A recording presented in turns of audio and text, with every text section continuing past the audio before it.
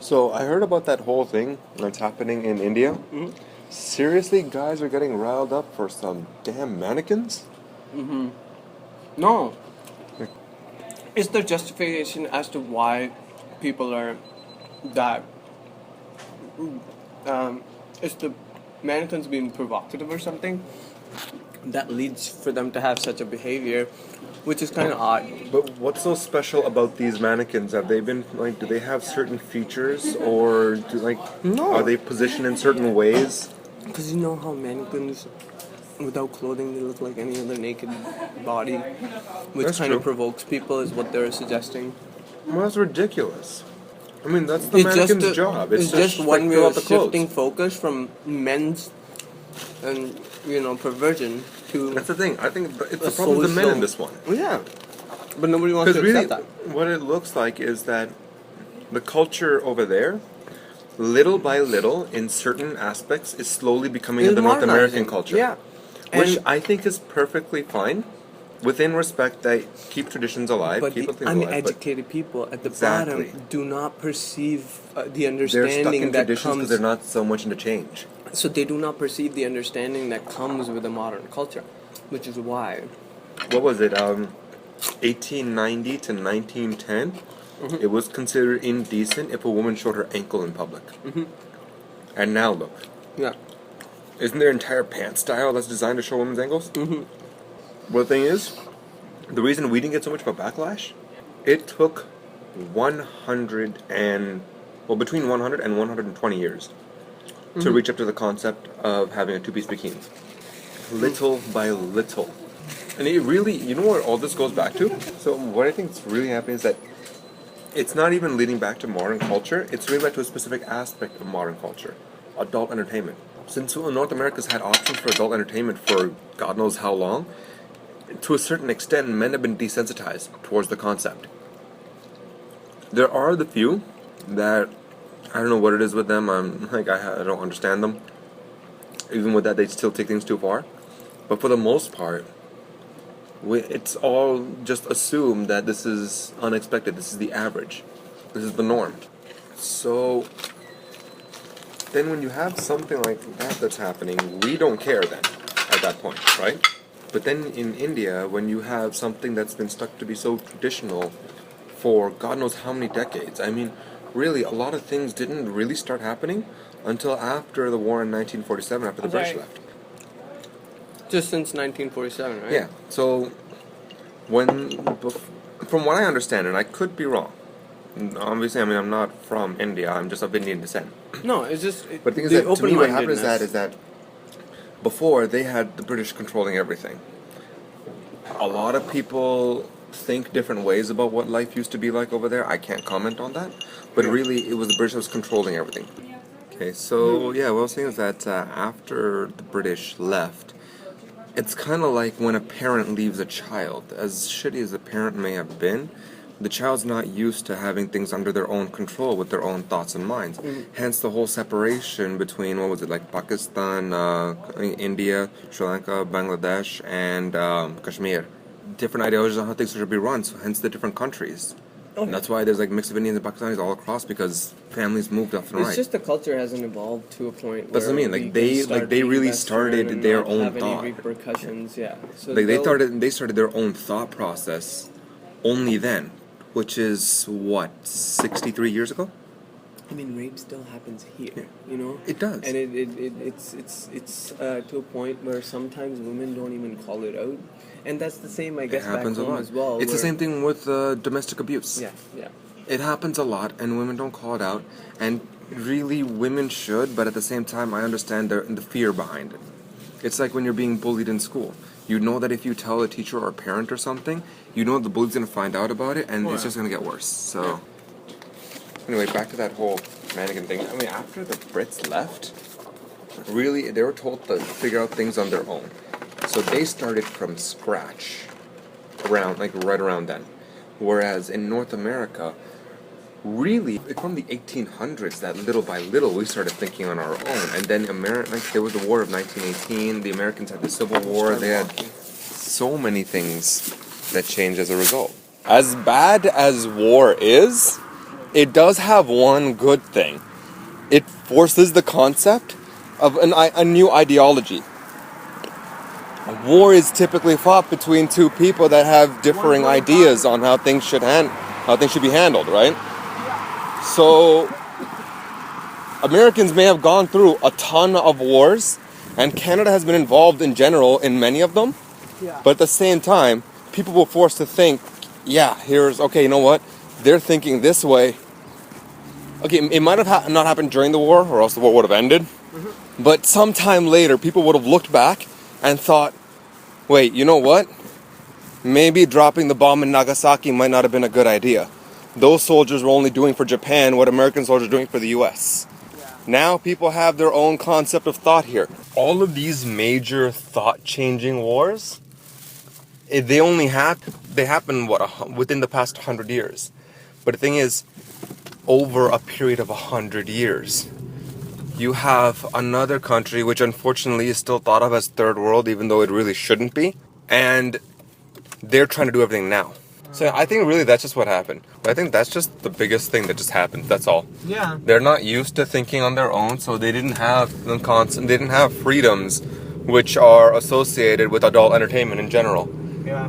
Now that they're being exposed to it, they're being exposed to too much at one time. And so they're beginning to just find excuses now. Yeah. Because seriously, when we think of mannequins, it's not excuses. I'm telling you, it's just a cover up to not to just not come to the point. The point being the fact that it's like they're treating a symptom versus the root cause. Because they look for like the political parties, when they bring something like this up, they always look for all reasons Western when it comes to any sort of. Whereas, like, no, you gotta be more clear though. When you're talking about problems or answers or advancement, any problem. They say like the Western culture is the bad one. Ashleel is like filthy. Anything filthy or dirty, they think it's all Western influence. That's it. That is the more traditional view on a lot of things. Yeah. They're so right wing. The fact that they just don't want to look at an open-minded. They're so right wing that on a world map they're actually on the right side. They are. No, but yeah, that's their biggest problem is they don't want to get to the point and agree the fact that yes, there's a problem with our system where we need to be more open-minded and accepting of other people's choices. But really, that's a dual-edged sword, because at the same time, we think, and by we, I mean the North American society as a whole, think that system is wrong. Yeah. We have to understand that this is kind of like the difference between democracy and communism. Yeah. Neither are truly wrong. Yeah. They have pros, they have cons. Say, for example, in a communist system, there's a reason their poverty levels are relatively low. Yeah. Because in there, they have no system that favors the individual. Their system favors the city, the province or the state, and then the country as a whole. Yeah. So this way, obviously, the country is going to want all of its people to have jobs. They will forcefully create at least menial labor jobs, so that even the poorest of the poorest has a job. This way, they can pay taxes and they can support their country. Yeah. Look at the whole democratic system. A lot of countries that are supposedly perfect in those regards, they actually have really, really high poverty rates. What are we at? Like 12-15%? Something like we used to be at 8%.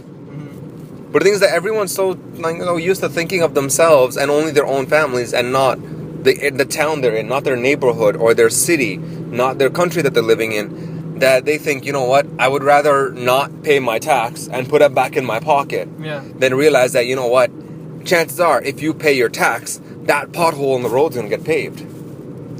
But even then, that's not their fault either. Look at the politicians we deal with. A lot of people that think that when they pay their taxes, something bad happens, because there have been politicians in the past where they take the tax money and put it in their own pocket.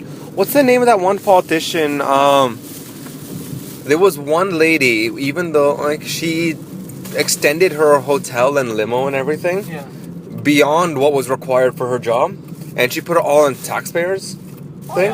And there was another guy, I forgot his name. I think he went from Toronto to Ottawa by taxi, and The thing is that he has, no, he's not Toronto, Ottawa, sorry. He went within Toronto a few places, and I can't remember his name. He went up and down Toronto, he racked up a huge cab bill, and he basically filed it as a work expense, so the government had to cover it. Now, where do you think the government gets its money from? Taxpayers. That's tax revenue. And so there was that whole thing for 2 months where everyone's investigating why the hell did this guy take the taxi everywhere when, being a government official, he actually gets free monthly passes for the TDC. What, he thinks he's better than the TDC? Everyone's so used to thinking for themselves and how their own lives are progressing and how comfortably they're living. At most, say for example, you can even admit this, it's true even for me. There's a pretty good chance that when you consider thoughts and feelings and effects on other people, you're going to restrict your thoughts to your parents, your brother, your wife, and your daughter. Yeah. You're just going to keep it to that circle. Mm-hmm. Which, again, it's not, I have nothing against it because, unfortunately, that's part of North American culture. You live here long enough, it happens to everyone. The same thing happens to me. I have my parents, and I'm going to take care of them first. Yeah. Right? So then, after that, maybe, just maybe, if it's not a detriment to me, I might look at helping other people. Yeah. That's not right. Yeah, I know. That's not the common perspective of cultural people or the ethnic people. They usually are... They're more about their culture, their society, yeah. Community. But at the same time, that's wrong too. Belonging actually makes them only constricted to being able to help or communicate their own It limits community. their freedoms. Yeah, their own society, their community, but it doesn't help them help everybody. Think of it like this. So it's still limited. If we went to bars every Friday, we don't care. Yeah. We just have fun. Sure. Okay. Yeah. Whatever. But if we were in a society where they're more towards how other people think and do things, how the system works as a whole, there's a pretty good chance a lot of people are going to talk about us and they're going to start calling us alcoholics and booze hounds because we just like to have a little bit of fun. Mm-hmm. But in our society, the way we live now, people, for the most part at least, understand that, look, these guys know what they're doing. They're not doing anything illegal. They're of age for everything. Mm-hmm. Ignore. Think of this. She came from a very restricted society in India. So when she saw you and the way you acted, she actually immediately assumed that you're single. Yeah. Just right off the top of her head, you're single, no wife, no kids, nothing. Yeah. And I told her that, no, you're not. You are married. You have a wife named Jocelyn. You've been married. I told you I've been married for 5-6 years at least. Mm-hmm. You have a 3-year-old daughter. And I told her, and she said that, it's because typically people that act like you do, that's not the same thing that translates over to married life. Yeah. Okay, you know what? To a certain extent, I understand that, and you do too. Yeah. But you know what? In the North American culture, our thought is, if we can't have fun doing what we're doing, then what the hell? Why are we wasting time? That's the thing. That's the effects of what's happening in India. They're so used to their own traditional cultural ways, and they're used to thinking of society as a whole. Yeah. They forgot the effects on the individual. Yeah, for sure. But you know what? At the same time, they're not completely wrong. There are pros and cons to everything.